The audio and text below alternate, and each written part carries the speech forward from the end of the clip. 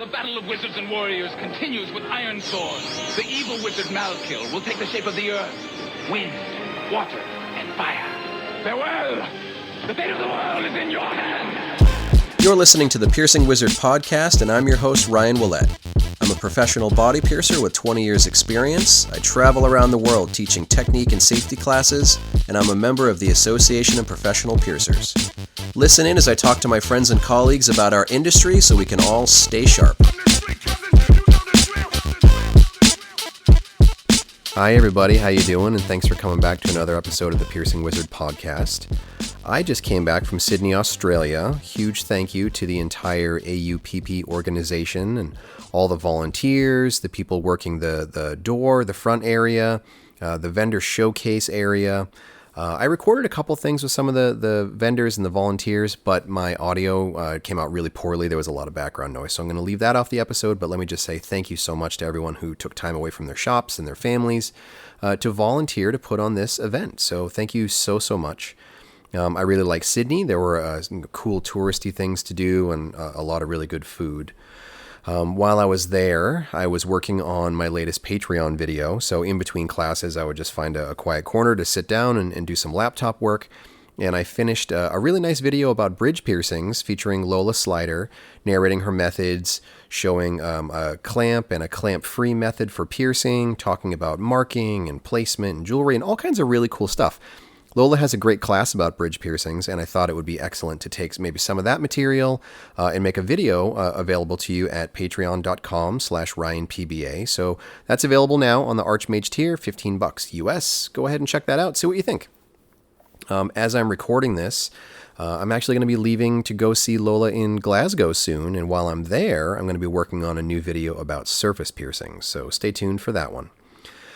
In a minute, I'm going to get into an interview I did with Suzanne Hallett, one of the lead organizers of the AUPP conference, and we talk all about what it takes to put on the event, different thoughts going into it, the creation of their organization, lots of different things relevant to Australia, and it's just a really impressive community. You'll hear a lot of similarities between maybe some of the Latin piercer communities, the UK piercer community, some of the European piercer communities. It's about bringing people together and sharing ideas, and they really nailed it. So let's go ahead and get into this interview with Suzanne Hallett, and I'll be back a little bit more at the end to talk about the private seminar I did after their conference. All right. Well, hi, I'm Suzanne. I'm a professional piercer, and I own The Piercing Urge in Melbourne, Australia.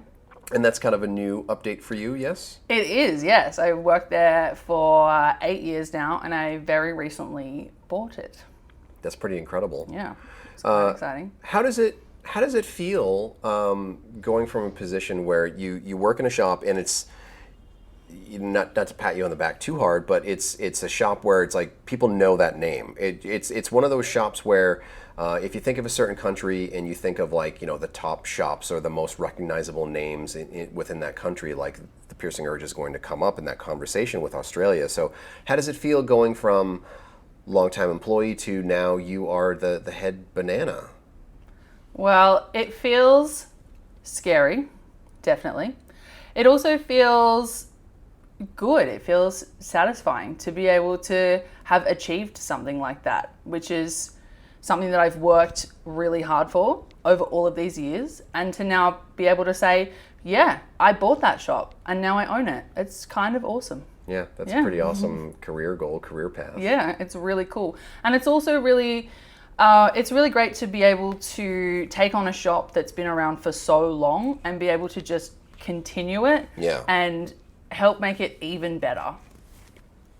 Well, terrible segue is making the industry for all piercers in your country better. Also, the work you've done with the AUPP.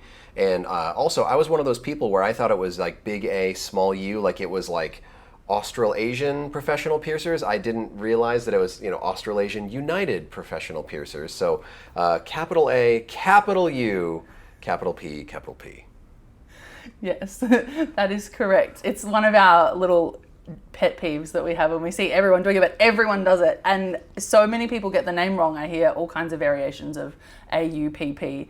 And at the end of the day, it's not a massive deal what people call it. We're just happy that it exists. But yes, it stands for Australasian United Professional Piercers. And the piercing urge. The piercing urge. That's my correct. studio is Precision Body Arts, and people are constantly like, oh, you work at Precision Piercing or Precision Body Art, right? And it's like, no, I work at Precision Body Arts, but thank you. Yes, it's like that. Yeah, people drop the all the time. They just say piercing urge. Yeah. But I feel like the piercing, it's a powerful component of the name. It changes the word. So I'm like, no, you've got to say it. The piercing urge. Yeah. Yeah, important. So talk to me about AUPP. How did it come about? Did it start, like some organizations kind of start as the conference, some start as a group of piercers that say like, we want a legal entity so we can make other changes, or some of it's like starts with a piercer group or whatever. So how did the AUPP come into existence? So I wasn't there. I wasn't a part of when it began.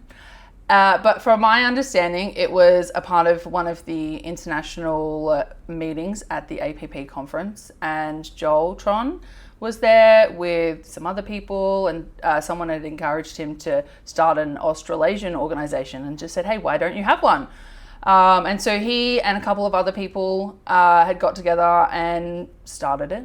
And then after what initially happened was there was a meeting that happened in Sydney, and everyone who was sort of interested in it becoming a thing just flew into the meeting, all piercers from all over the country, and just to talk about what we actually wanted to happen. And I remember going to that meeting. This was in 2019 or 2018. And so from there, I guess they just sort of made the AUPP and created it and brought it into existence. And then in early 2021, I think it was right at the start of 2021, I was elected to the board of directors. And since then, we've been able to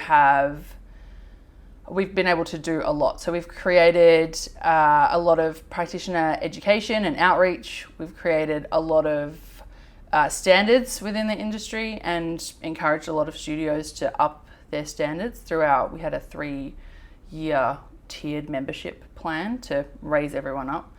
And then last year we decided we wanted to do a conference. So we did a bit of research and we had some small meetings in 5 different cities. We did Melbourne, Sydney, Brisbane, Perth, and Christchurch. And we had just anyone come along. It was a free meeting. If you're a piercer, you can come and just ask everyone, what do you want from a conference? And everyone basically said, well, we want the APP conference, but we want it in Australia. Yeah. So we were like, okay, I guess that's what we're doing. And that helped us decide where to put it. And so we decided to put it in Sydney because we had the biggest turnout in Sydney. And it was one of the cities that everyone was like, yep, we'd go there. So here we are today, first conference. Yeah.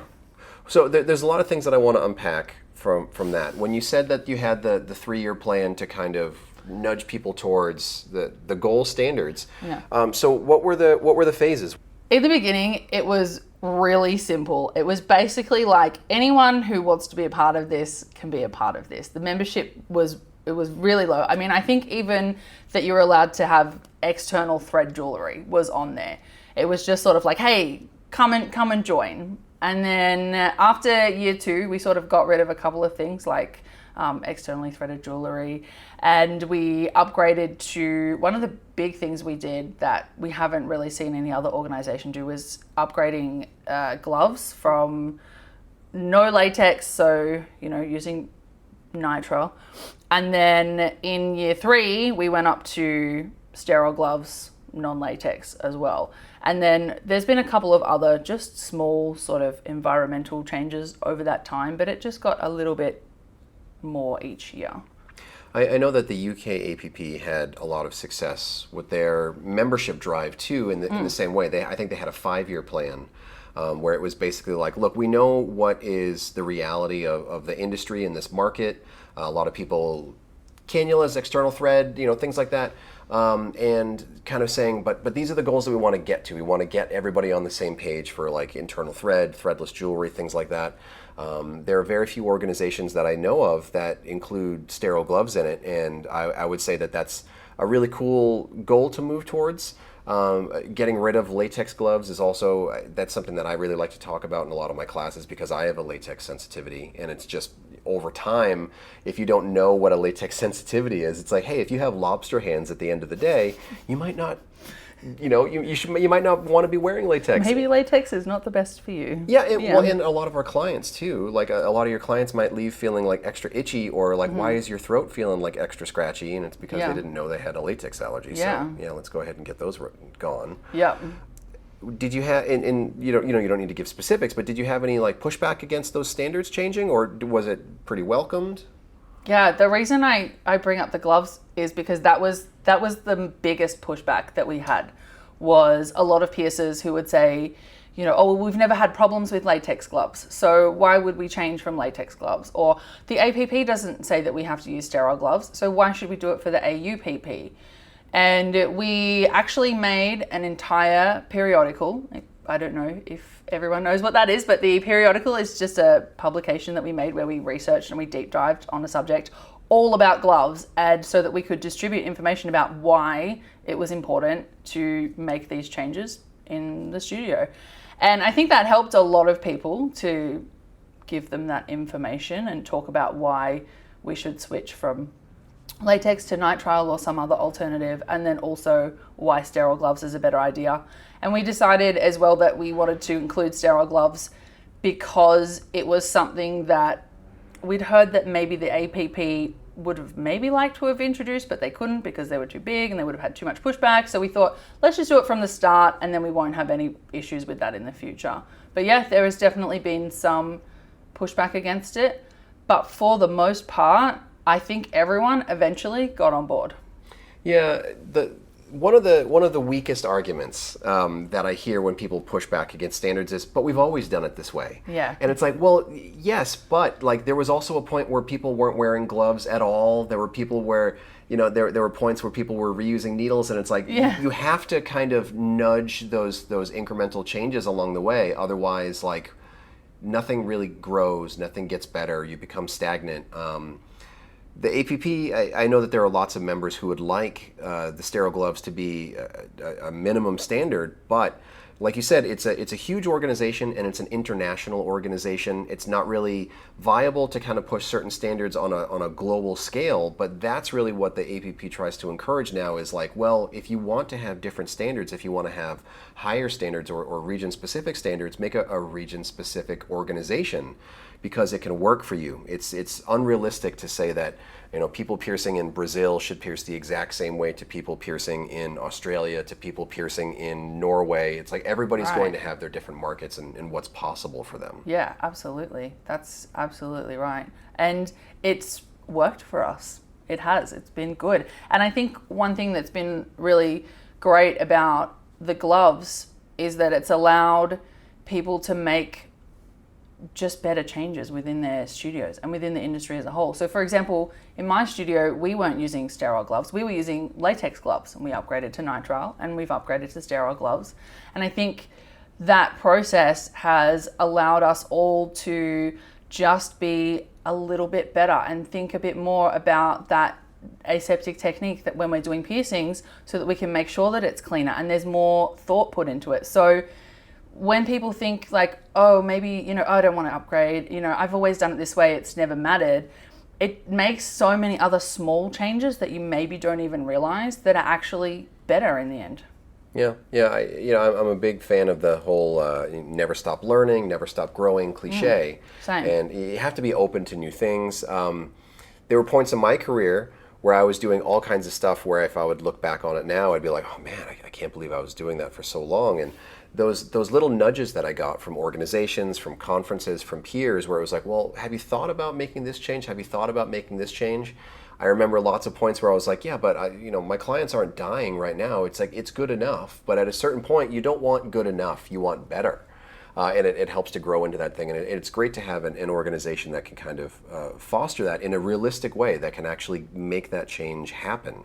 Yes, I agree. I've always wanted to do anything I can to become better or explore things, new things, learn new things, make changes, because it's important to continue to do that, because otherwise you just get stuck. Yeah. And that's no fun. The periodicals are really cool too, like the whole deep dive aspect of it. Is that like a group of people who are doing input? Is it kind of like the brainchild of like one or two specific members? Is it like a group effort putting those together? It is a group effort. We all sit down, we all write articles. We have them peer reviewed. We've asked loads of different pieces to look at them, read them. We fully research everything as much as we can. We've got references. It's all in there.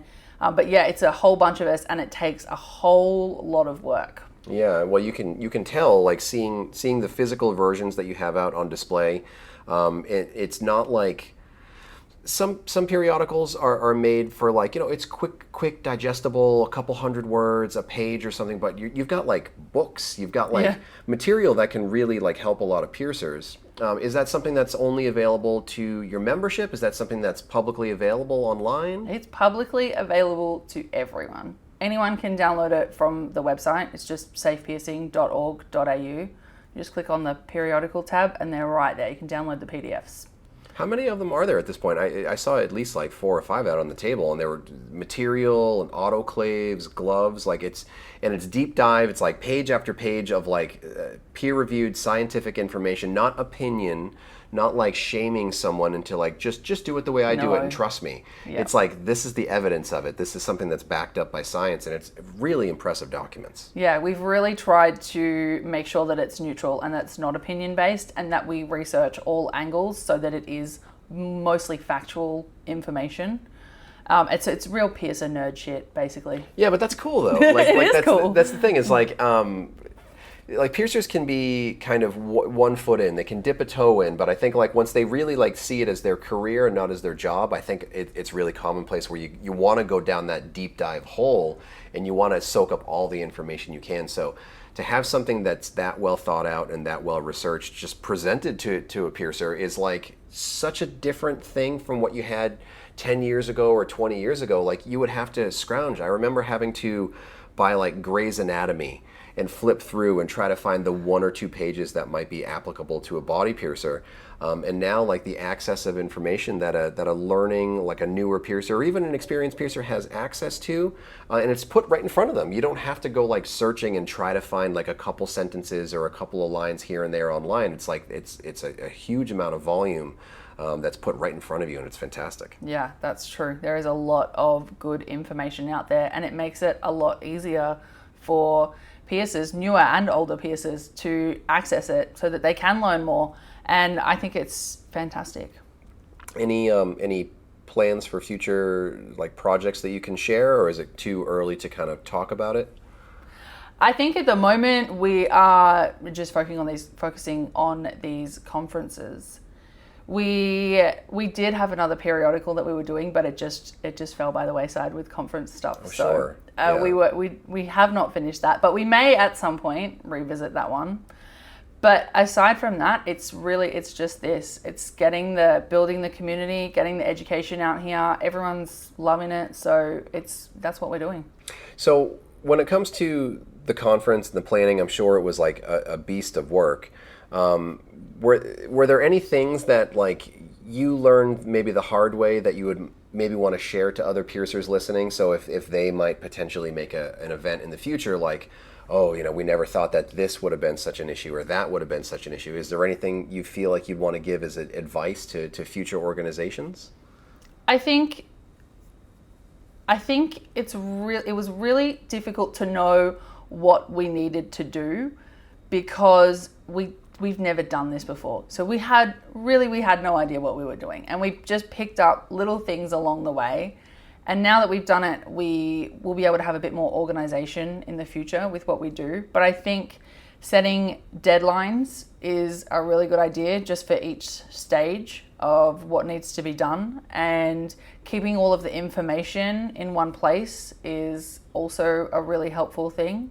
Documentation is something that I would really want to put in people's minds, because I've seen lots of different conferences, and some of the ones that kind of have to stumble their way through the learning process, it's because one person was a central element, but they weren't putting down in a file somewhere or putting down on paper exactly what they were working on or how they got it to the finish line or something.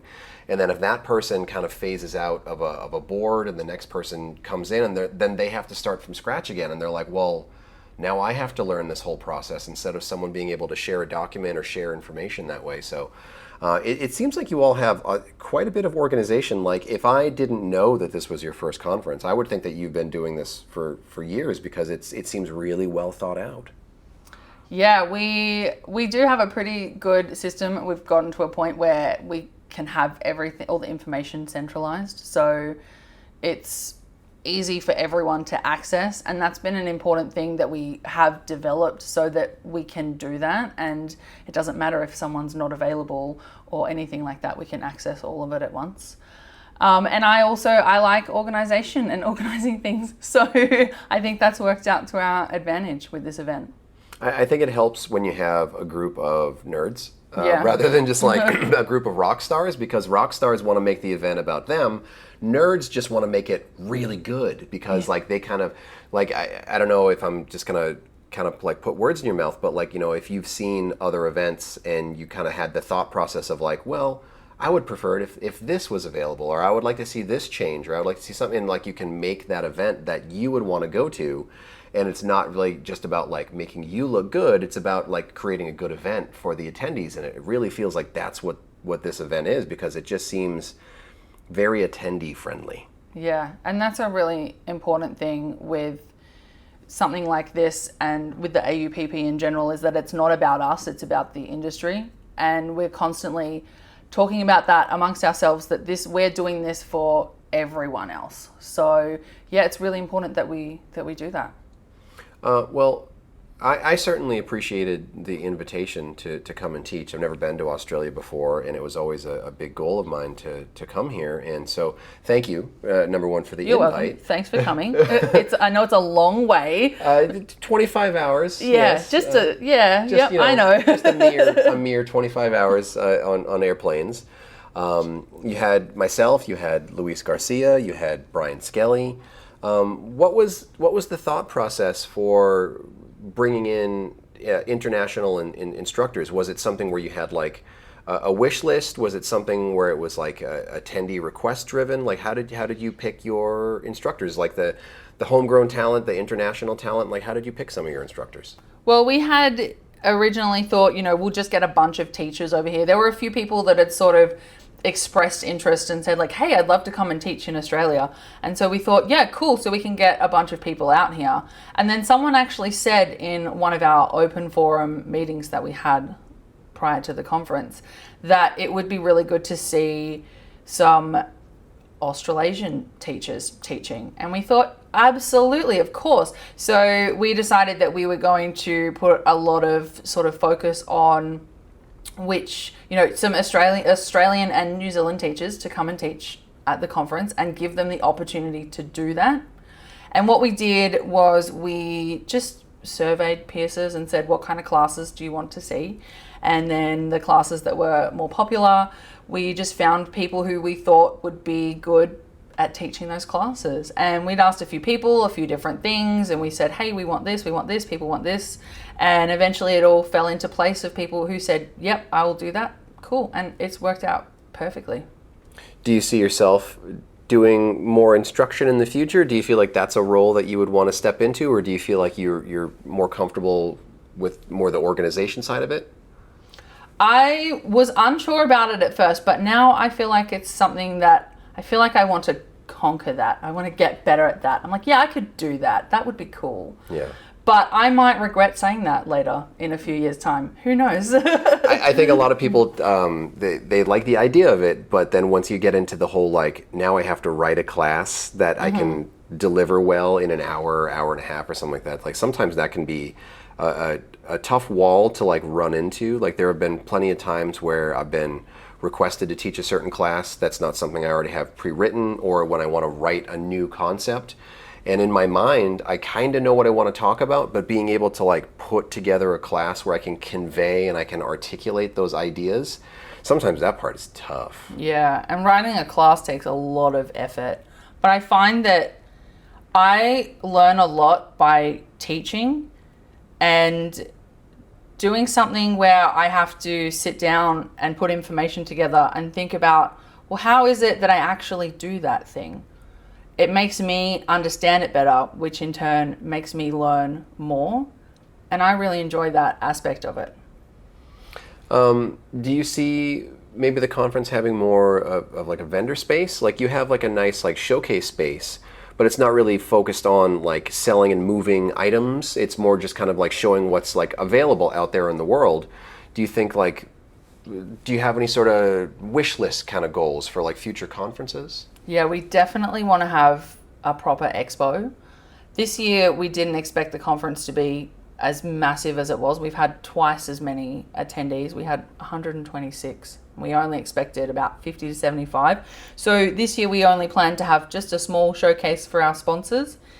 And as it grew and grew, more people were saying, is there going to be an expo? Is there going to be an expo? And then the vendors were saying, hey, we want to have an expo. And we were like, oh, we didn't really plan for it this year, but next year, maybe we'll do that next year. So, we really do hope to be able to have a proper expo for everyone. When you talk about the kind of explosion of registrants, is it correct that like you had a number a week or two ago and then it just kind of like exploded like the week before conference? You had like a registration explosion? We definitely had an explosion in the last sort of 2 weeks prior to the conference. But over time, it just built up. So initially, there wasn't a whole lot of registration. It just sort of trickled in. And then as it got closer and closer, it just kept going up and up and up and up. And we thought, we're going to hit 80, we're going to hit 100. And then it went, in the last 2 weeks, it just went way over 100. It was insane, but it's also amazing. That's great. I don't, I don't live here. I haven't been here before. I didn't really have like a good sense of the overall Australasian community of piercers. And it seems like a really impressive turnout to me. So for your outreach, however you were kind of getting the word out, whether it was website or social media or periodicals or whatever, it seems like you all did a really great job of pulling in that community and getting everybody all together in one space. Yeah, it's really hard to have community here in Australia because we're all so far apart. Yeah. And with part of the goal of the 5 meetings that we had before the conference was to begin to create a community and create an interest and bring some people together. And I think I underestimated how successful that would be because it seems to have done a really good job of creating these smaller communities and connecting people together and getting them really interested in spending time and together and to come to a conference. That's actually, if I was to go back on that advice that I would give to other organizations, I think that was a really valuable thing that we did. And if anyone was wanting to do something like that, just small free meetings in other big cities, I think it's really worth it. Yeah, that's how I know that the UK APP started in a really similar way. I remember being at BMXNet and seeing Nikki Holmes talking with Beth Rasumsky, and then Beth was just like, just have a meeting, just get people together and get people talking. And then a whole organization grew out of like a simple, like, let's meet up and have coffee and just be piercers together, and not really like an agenda or a plan, but just like fellowship and just like a social space. Yeah. And then that kind of grew into what it grew into. So I don't want people to like minimize how important of a contribution that is just pulling some people together and getting them to share a space and spend some time together, because I think that sometimes you have that layer of the internet where you might keep tabs of people, you might be like Facebook friends with people or follow people on social media, but you might have never talked to them or like actually interacted with them in a physical space.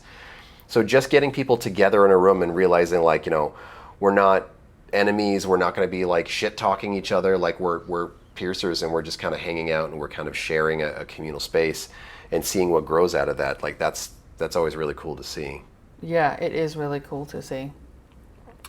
When did you start working today? Because like the conference started at 10 o'clock for attendees, but like, how early in a day do you have to start working to make that day happen for the attendees? Well, today was a lot easier than yesterday because today I started working at about 8:30. So that was pretty easy compared to yesterday, which was the first day. The night before, we were up until 2 o'clock in the morning. I saw the picture you posted where you were like putting together like welcome packages and everything. Yeah, the welcome packages took hours and hours and hours. That day, that Sunday, I think we probably spent about 15, 16 hours all day just working on setting up. And then, so we finished that up at 2 o'clock, and then we were up the next day at 6 a.m. just to get everything ready for the conference for the first day. And so last night was the first night I was able to get a bit of sleep in the last few weeks once it was finally all done and I could take a breath. So today it wasn't so bad. We started at 8:30 and then the conference actually opened at 9, so it was pretty easy. So a mere 12-hour workday for you. Yeah, oh yeah. Yeah. I think sometimes when people come to conferences, as an attendee, you walk in and everything is perfect and everything is ready, but you don't really see the behind the scenes as much. And I also like to point out that it's like, it's volunteer work. Like, yes, you're paying people at the venue space, but like they're setting up like tables, they're setting up chairs, they're not setting up the conference. Like it's volunteers who are setting up the conference, and it's just it's a small army of piercers who took time off from their shop, time off from their income, time away from their families to show up and be selfless and put in volunteer work for their communities. And I always like to make sure that is said out loud at some point. Yes, it's 100% volunteer work. And it's just a bunch of people who just want to do the thing. They just want to get together, they just want to make it happen, and they want everyone to enjoy it. And that is, you're right, it's important to acknowledge that it's totally volunteer. Yeah, in Las Vegas, with it being kind of a larger beast, sometimes people might think that it's like this detachment, like, oh yeah, you just pay somebody to do all this work. But it's like, no, it's the same thing on a larger scale. Like you're paying people to like move the chairs in or like set up like wires and cords and stuff like that. But like everything that makes the conference happen, from choosing instructors, selecting classes, doing like vendor and showcase organization, and putting together even just a schedule. Yeah, finding the venue. Like how did you find that venue? Because it's a pretty cool venue. It is pretty cool. We had none of us even live in Sydney. So we just went and we looked up a bunch of different conference places and we looked for something that would maybe fit our budget, and we picked a few different options. And then Joeltron does have a shop here, so when he was over here, he just went and looked at a few and just figured out which was going to be the most suitable for us with the setup and also with the amount of people that was their maximum that we sort of thought would be a safe zone for how many people we would be able to get. And we chose this venue, and it's actually been fantastic. A really fantastic venue, great setup, and they've been the most amazing people to work with. Super, super helpful. We're very happy with that choice. Yeah, there are little things that I can see and pick out as someone who's been to a bunch of different conferences and a bunch of different venues in a bunch of different countries.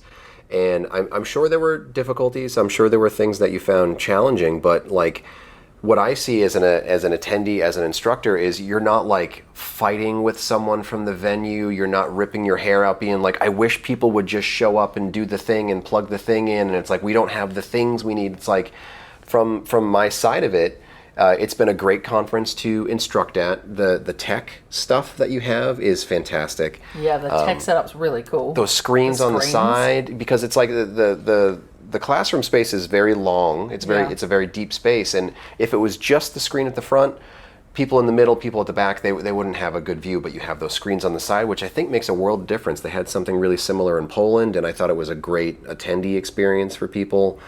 As an instructor, everything has been really flawless for me. I haven't had to fight with anyone over having like, where's the one mystery cable that we need or whatever. It's just like, it's ready. The stand is there. You plug it and you're good to go. And it's like, it's been really smooth and seamless. And I'm sure it hasn't felt like that to you as the organizer. No, not so much. I'm sure there have been things that felt like it's on fire. Yeah. But as my perspective of it, as an attendee, as an instructor, I think you're all doing such a fantastic job. That's good to hear. Thank you. We appreciate that. We appreciate hearing that kind of feedback, especially because it's our first time. And we really went into this just thinking, we really have no idea what the fuck we're doing. So, can I say fuck? Yeah, you can say fuck all you want. We can say fuck. You're Australian, you're allowed to say cunt too. Oh, I can say cunt on the podcast? That's fantastic.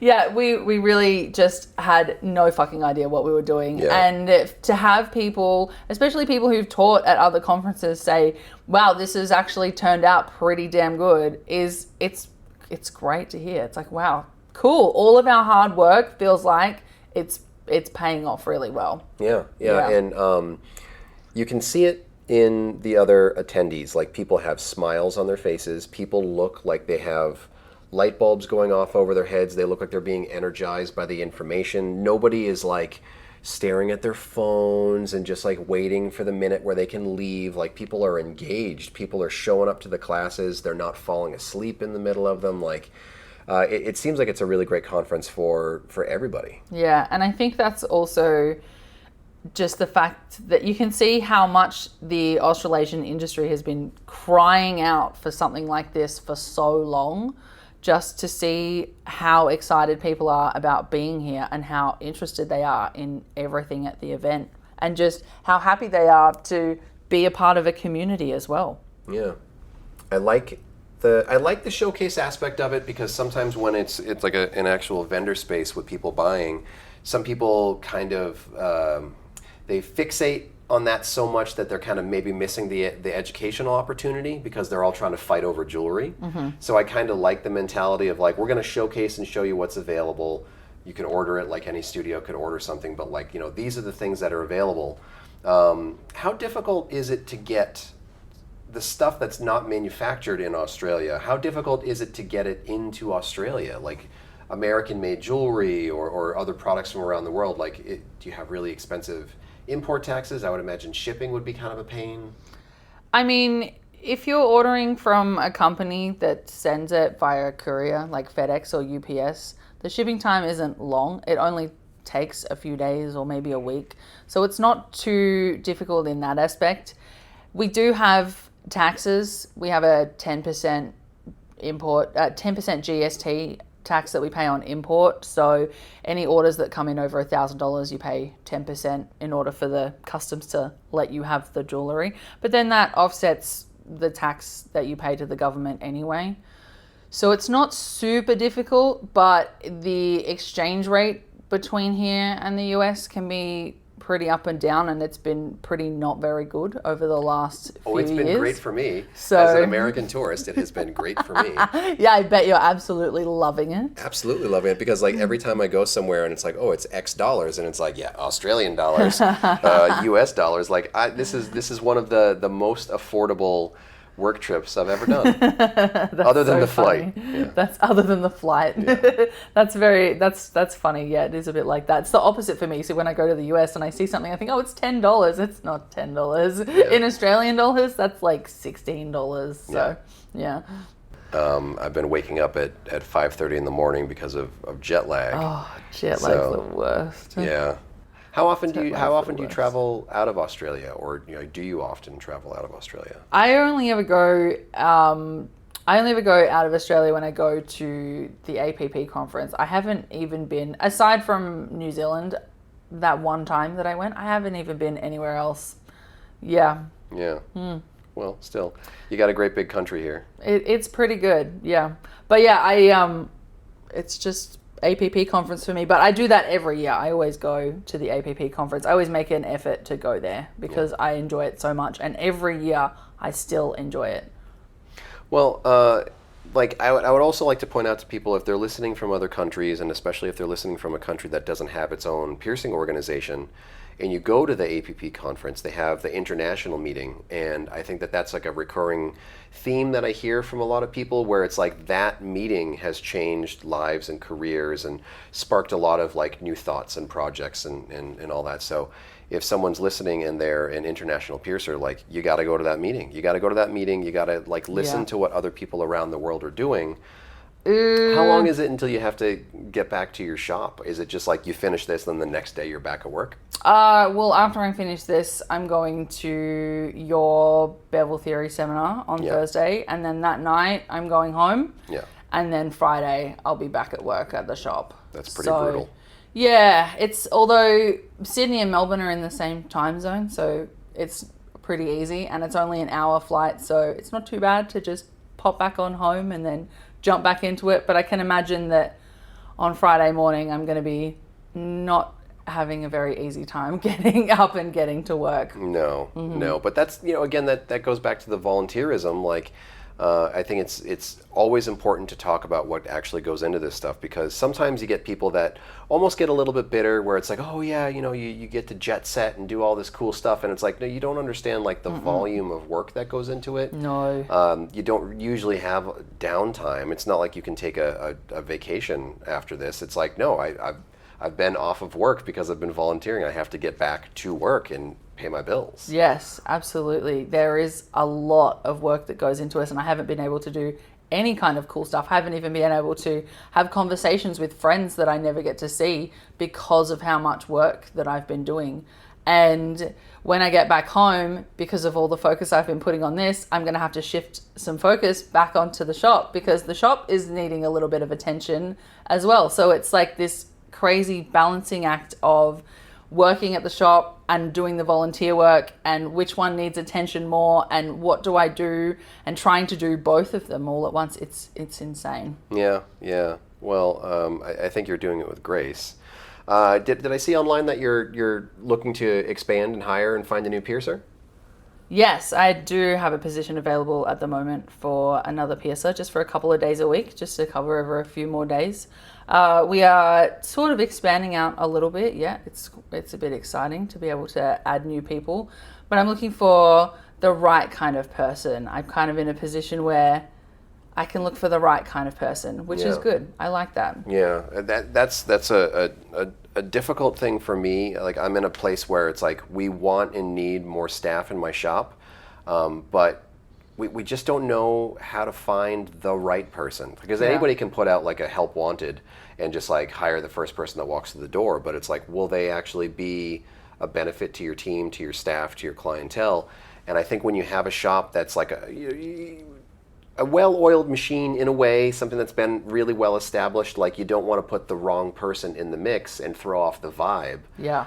So it's got to be challenging for a really well-established shop. Yeah, and it can be really hard in just within the industry and how it is in Australia, because good experienced piercers are few and far between. So it's either finding someone who is really well established and really experienced and being able to take them on, which we don't have a lot of those, or it's finding piercers who maybe don't have a whole lot of experience and then training them up, and people who just have the drive and interest to learn and do better, which we do a lot of, but it is a lot of work. So when it comes to a place where, okay, we need someone, it's like, which way do we go? Yeah. It can be really tricky. And one thing I think that people can be hesitant about is when they hear a shop like the Piercing Urge, people think, oh, I could never work there. I'm not good enough to work there. And so that aspect as well makes it really hard, because people think that they're not good enough, but they very much might be good enough. I need them to try, Yeah, I see that all the time too. People kind of feel like, well, I'm just a worm. Like, what could I do to contribute? And it's like, you really only have like a small set of options if you want to add staff to an established shop. You can either start somebody from nothing, an apprentice, work their way up, but that is so time and labor intensive. And the tough thing that not a lot of people talk about is there's still no guarantee that the person will be good at it. By the time they get to the finish line. You could put 2 years of work into it and then realize, like, well, you're an amazing counter person, but you're not a very good piercer. And it's really difficult to walk back from that line. Absolutely. You have the piercers where it's like, you have some ability, but you maybe need to be like refined, you need to be polished, finishing school type mentality. I think that's where a lot of businesses are trying to find their like hidden gems and kind of polish them up. And then there's like the rarest tier of it, where it's like you're ready to go and you're already like really well experienced, because those piercers are usually really well established in another shop. They've got their home shop that they might feel really comfortable in, and it might be very difficult to try to like pull them away from that or show them a different opportunity that's appealing to them. So Yeah. in ways I envy you for moving forward and trying to find somebody and then like, you know, hopefully finding that person. But in other ways, like I really don't envy you because I know what that scenario is like and I know how tough it can be. Absolutely. I do like the finding hidden gems aspect of being able to hire a piercer, because it is really nice to be able to give people the opportunity to learn and grow in something that they really love. And I think that's because that's what it was like for me. I just sort of went, oh, well, what have I got to lose? And I applied at this shop and they hired me, and it was like, wow, now I have so much opportunity. And it's been awesome. I love it because I love piercing. Yeah, So, I don't know why it's such a recurring theme with body piercers where they have a complete lack of self-confidence. Like it's so like true. you can kind of go into it and like you can see what you're doing with piercing. You can see the piercings healing. You can see the clients being happy and coming back. You can see you know, having like a good livelihood. But then you still see piercers all the time that are just like, oh no, I could never. And it's like, yeah, but you can. Like you have to kind of go for those opportunities. And absolutely. I don't know why that's such a recurring theme. It is. It's that artistic perfection, I think, a lot of the time is fixating on those things that are not quite perfect, or I can't do that because I can't do it perfect and amazing. But you're doing just fine. But it's something that I find myself coaching piercers through a lot as someone who has a large team and as someone who helps piercers upskill. You're right, a very common theme among piercers. Oh, I can't do it. Yes, you can. And then they do. And then that's what's fantastic is they try it and they do it and they did it. And it's great. Yeah, I think a lot of piercers at their core are just like sad goth kids. Yeah, it's true. We all are. Coming to conferences like this too, it's a really common conversation that I've had with people where they come up and they're like, I wanted to ask you a question because like I think I'm just doing everything terrible, and then they explain what they're doing, and it's like, no, that's exactly what I'm doing too. Like it sounds like you've got it figured out. You just need to find the confidence in yourself about these things you're doing. I think people see that a lot too when they think that things that they aren't doing aren't good enough, or they see piercers who are more experienced than them or that they might look up to, and hearing that those piercers do things that they do, it can feel quite validating. Yeah. You know, like even for me when I was just starting out in piercing and I went to APP conference the first time, the second time, and hearing a lot of things in class that I thought, oh, I already do that? And I was like, great, that's awesome. It was really validating. It was really good. Yeah, I think that's always one of my favorite things to see is when people go to a conference and they realize that they're not fucking it all up. Yeah. That it's just like, oh yeah, I am a good body piercer, and like I can believe that I'm a good body piercer. Yeah. I think it's good too. So unless you have anything else you want to talk about, we can start kind of winding it down, and I would like to encourage you to get dinner if you haven't eaten recently. Yeah, all I had today was breakfast, so I definitely need some dinner. Yeah, you have that 1,000-yard stare of just like, I just want the day to end, so I will mercifully. And my day will not end after I eat dinner. No? How much more do you have to do I just tonight? have a little bit. I'm just going to limit myself to like half an hour, and then that's it. Okay, good. Yeah. Yeah. Well, I'm going to go get some food and then just go to sleep. So. Yeah. So where can people find more information about the organization?